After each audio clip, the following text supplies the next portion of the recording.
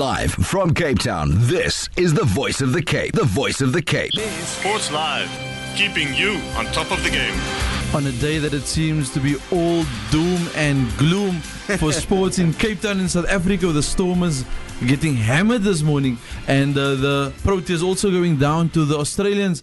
We at Sports Live, we bring a bit of sunshine in your day. Yes, we speaking about swimming this evening, and we're chatting to Cecilia Schutte.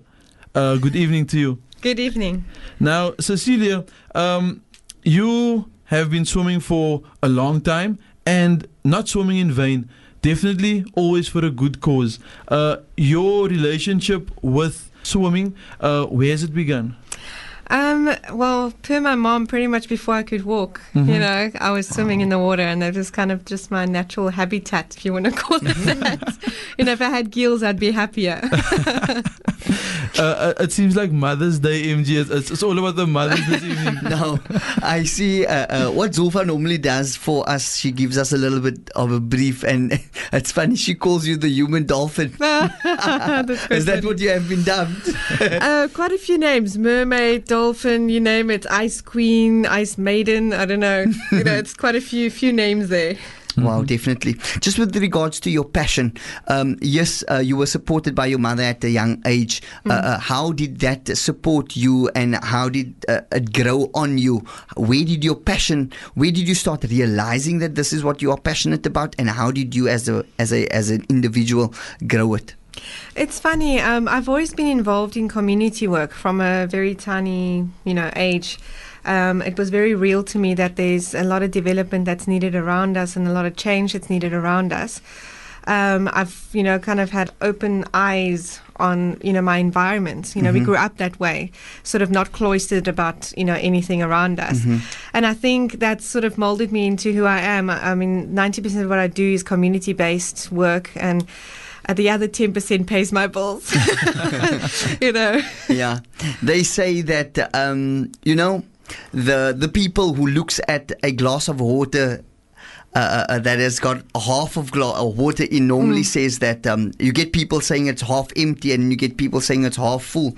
You, like myself, we tend to look at the glass as half full. Yes. And for us sports lovers, we know that following your passion, it will allow for you to gain the things that will allow for you to keep on with your life, like putting the bread and butter on the table and so forth. Sometimes is the bread and butter become min. Yeah. But you keep on doing what you need to do to follow your passion. Yes. Because it will support you to encourage people to be the best that they can be, and I can feel that we share that passion. Yeah. Now. Yeah, a wise man told me in this very studio on one Friday evening, if you follow your passion, the money will follow you. So it's so true. It's so true. It's money flows to areas of interest, and if it's areas of interest that create change, even more so, that's where it should flow to. And now you're speaking my language. Thank you very much. Now you will be leaving next week for the Winter Swimming World Champs. Yes, and that's in Finland. Yes. Wow. Now, what got you to be selected? How did you get to this particular point? Were you 2 weeks away from leaving to Finland, or a week away from leaving to Finland? I think actually, I'm a marathon swimmer, an extreme pioneer swimmer, and ice swimming sort of just came about in 2011 when we had an International Ice Swimming Association put together an event in Fraserburg, which is just outside of Sutherland. And that's where I realized I really have an extraordinary ability to handle the cold, especially on my recovery was pretty fast, afterwards and so on. I see it as another vehicle I can use to raise funds for projects that are really what I'm really passionate about. For instance, Narconon, which is a drug education program. You've had Robert van der Feest here before, which is the CEO of Narconon. And yeah, it's just, I feel like I'm in a position now I can really create change, and that's what I'm passionate about, and I feel it's my duty to use my talent to do that. And not doing that is sort of a sin, if you want to call it that, against mankind. Now I'm feeling hypothermia hitting me all over. Just listening to you speaking about ice swimming. How do you condition your body to do that? There's acclimatization. For instance, I sat in a ice tub or bath at I&J on Wednesday. They just fill it up with ice, and I sat in that for about 12 minutes. And the temperature ranges around minus 0.2 degrees, So it's icy. And then we have our ocean. But even 14 degrees is too warm to acclimatize to an ice swim, for instance. I mean, you're talking about temperatures below 5 degrees. I mean, below 5 degrees, 1 or 2 degrees is like half of that, sort of temperature, if you want to look at it. It's already cutting it in half. So one increment down is a massive change in temperature.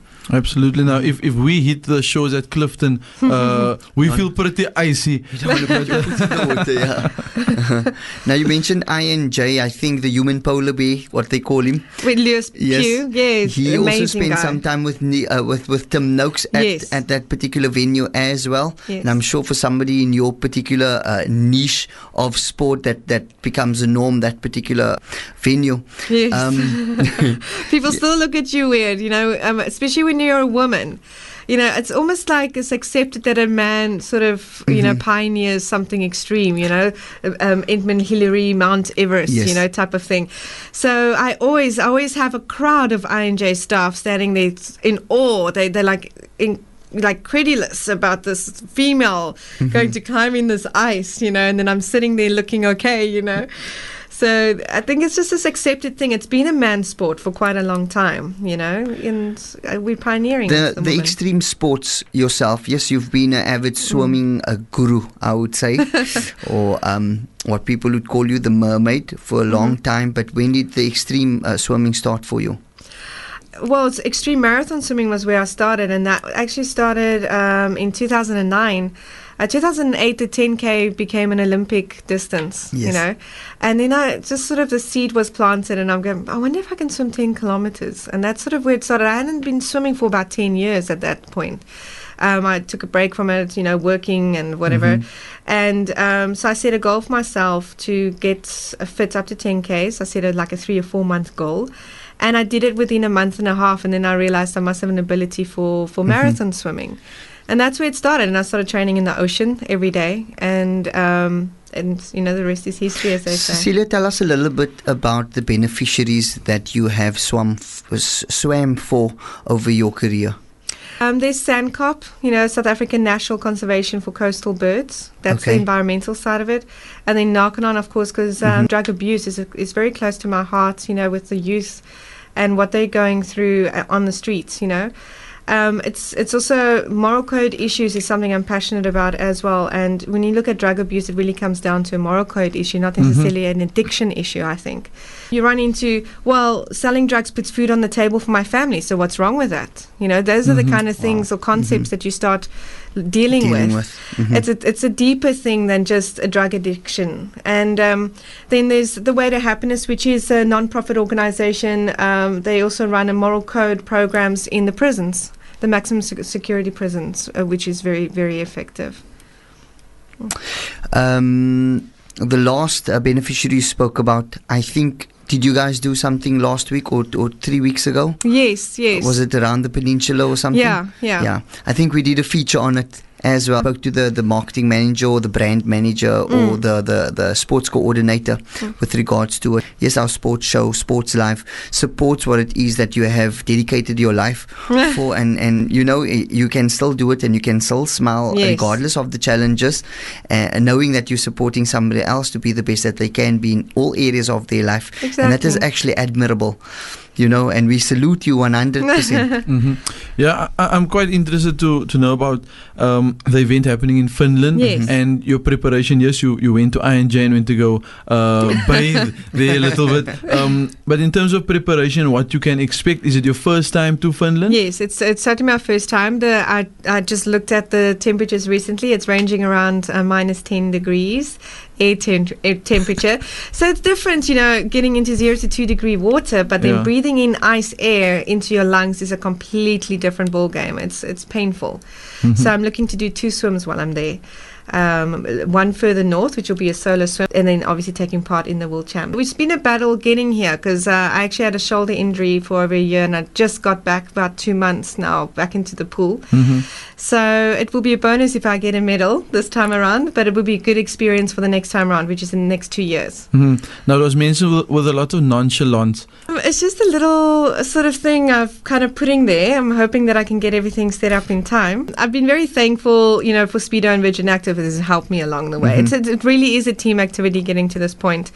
Equipment's expensive and so on. Now, you mentioned the team. And that was what this was in. Who's the team behind the success?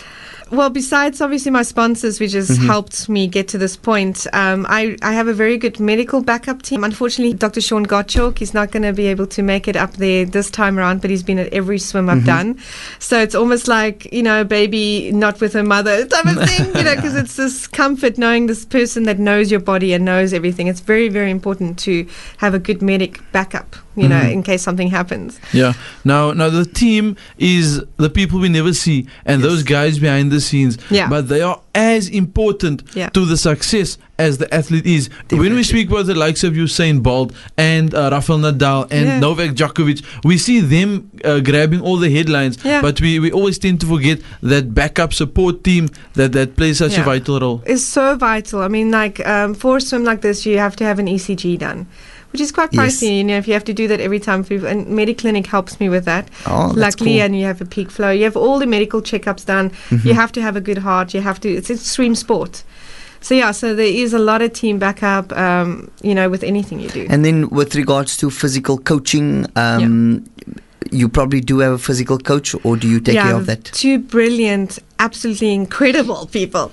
The one is Dr. Bruce Harris. He's in Takai at Westlake. He's a chiropractic sports injury specialist. He's worked with Olympic athletes before. He's brilliant in loosening up my body and stuff. And then I have Mike Dirks, who's my technique coach, and he's absolutely incredible. You need people that can read your body and not just do the blanket sort of handlings. It's very important. Now he's touched on physical coaching, but I think something that is more important, that is the mental side of it. When we speak about marathons, whether we are running or whether we are swimming, and when we speak about ice swimming, I think the mental fitness is of utmost importance. Most extreme swimmers will tell you probably 90% of the event is mental.